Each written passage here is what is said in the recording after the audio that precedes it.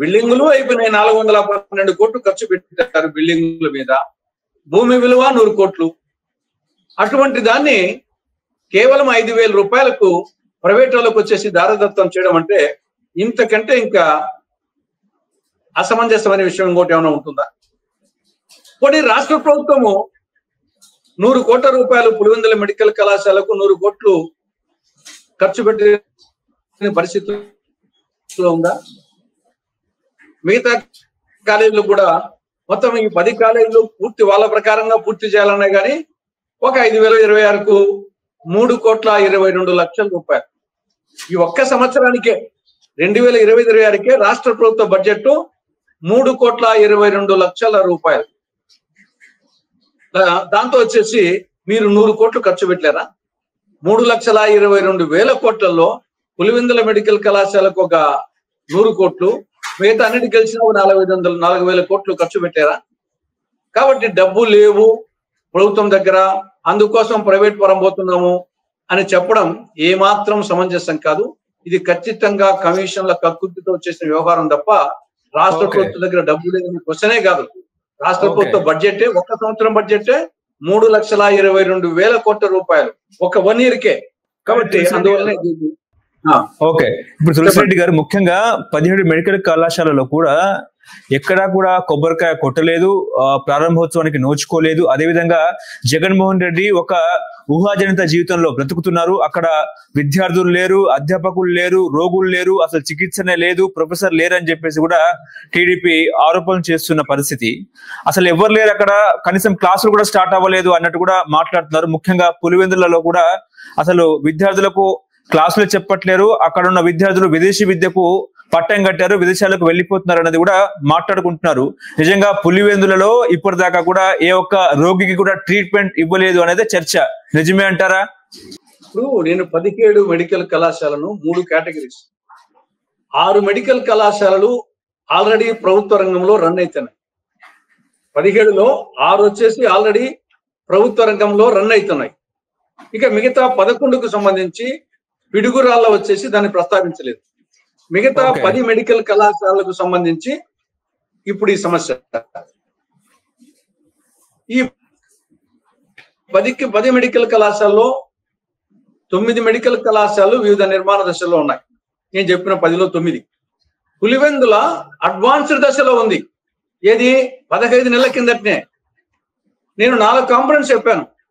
పులివెందులకు సంబంధించి 1 ఆసుపత్రి 100% పూర్తయినాయి, 2 మెడికల్ కళాశాల 60% భవనాలు పూర్తయినాయి, నర్సింగ్ కళాశాల 100% పూర్తయింది, క్వార్టర్స్ 60%.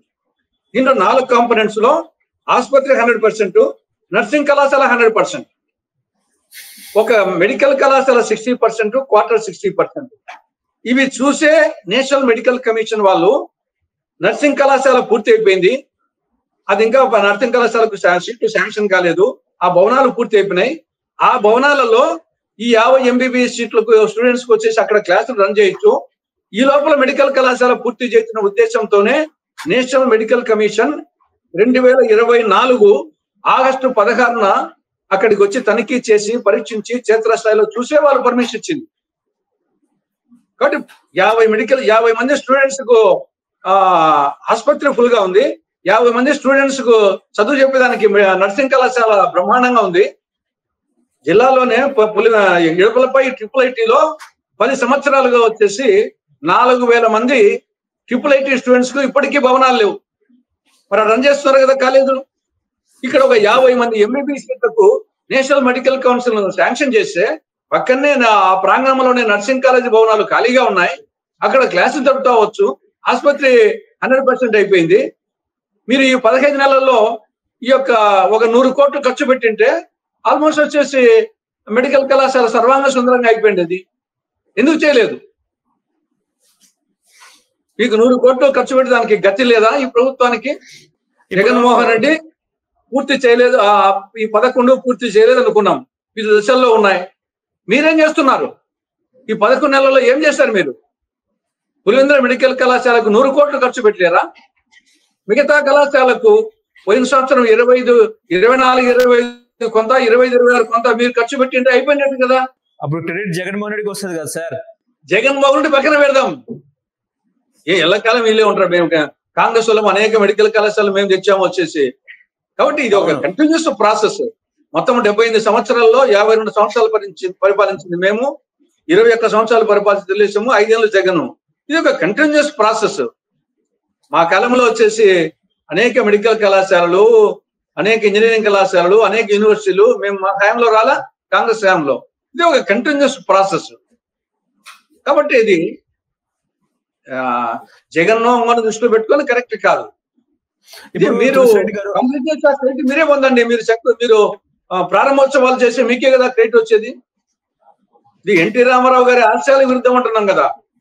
ఆయన వైద్య విద్యను ప్రైవేట్ పరం చేయడం పూర్తిగా వ్యతిరేకం. ఆయన ఏమన్నాడు, ఒక విద్యార్థి డొనేషన్ కట్టి అతను ఎంబీబీఎస్ పాస్ అయితే ఆ పేషెంట్ అతను వచ్చేసి పేషెంట్ కు ఆపరేషన్ చేసి ఆ పేషెంట్ గల్లంతుగాడా అన్నాడు.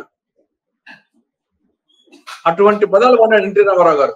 ఆ విధంగా వ్యతిరేకమైన ఓకే. ఇప్పుడు పీపీపీ విధానంలో కాలేజీలు వస్తున్నాయి కాబట్టి ఈ కాలేజీలో ఒక సాధారణ రైతు కొడుకు, ఒక విద్యార్థి డొనేషన్ విధానంలో ఫీజు కట్టాలంటే దాదాపుగా 50 లక్షల నుంచి ₹1 కోటి అయ్యే అవకాశం ఉందా? అది పైకి వైట్ మనీ. ఆ 50 లక్షలు అనేది కూడా వైట్ మనీ. ఇంకా బ్లాక్ మనీ వచ్చేసి అది ఫోటోల్లో ఉంటది, పైకి కనిపించేది అది వైట్ మనీ మాత్రమే. తర్వాత అది వేలం పాటలు అమ్ముకోవడమే. వేలం, మీరెంత ఇస్తారు, ఎన్ని కోట్లు ఇస్తారు, కోట్లకు అమ్ముకోవడమే. కాబట్టి ఇది ప్రతిభకు పాడే కట్టడం, పేదలకు వైద్య విద్య దూరం చేయడం, రోగులకు ఉచిత వైద్యం దూరం చేయడం రామారావు గారి ఆశయాలకు వ్యతిరేకం. ఇప్పుడు ప్రభుత్వ వైద్య కళాశాలని ప్రైవేట్ కు కట్టబెట్టడంలో చంద్రబాబు కుట్ర ఏమైనా ఉందా అంటే ఏం చెప్తారు?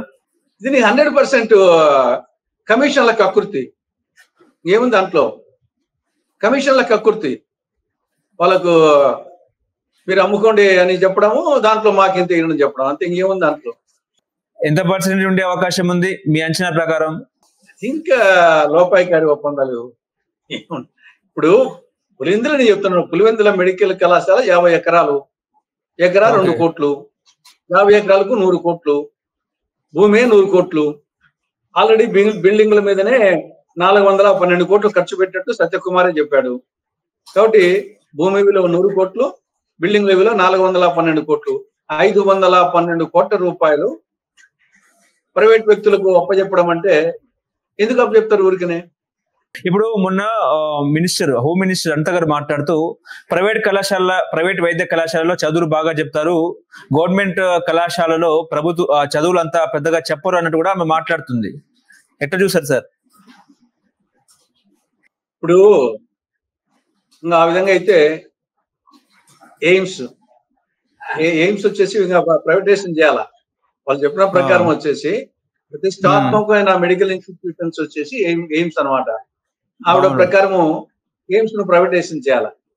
చాలా ప్రైవేట్ మెడికల్ కళాశాలకు సంబంధించిన ఆసుపత్రుల్లో పేషెంట్లే ఉండడం లేదు. ఎందుకంటే అక్కడ డబ్బులు కట్టాలి కాబట్టి పేషెంట్లు వచ్చేసి రావడం లేదు. ఇక్కడ ఎవరైనా ఇన్స్పెక్షన్ వచ్చినప్పుడు అప్పుడు వచ్చేసి ఆ యాజమాన్యాలు వాళ్ళకి డబ్బులు ఇచ్చేసి ఆడ పనబెట్టడము, మళ్ళీ వాళ్ళు పోతానే పంపడము. కాబట్టి ఈ యొక్క చాలా ప్రైవేట్ మెడికల్ కళాశాలకు సంబంధించిన అనుబంధ ఆసుపత్రుల్లో పేషెంట్లు లేక ఆ విద్యార్థులకు మంచి చదివే అవ్వడం లేదు.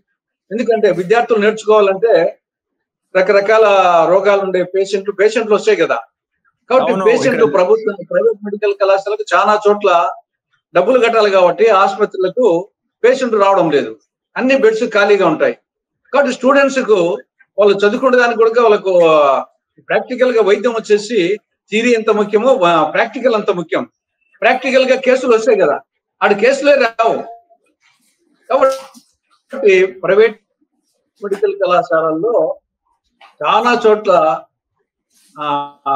నాణ్యతతో కూడినటువంటి విద్య వచ్చేసి అందడం లేదు, వైద్య విద్య అందడం లేదు.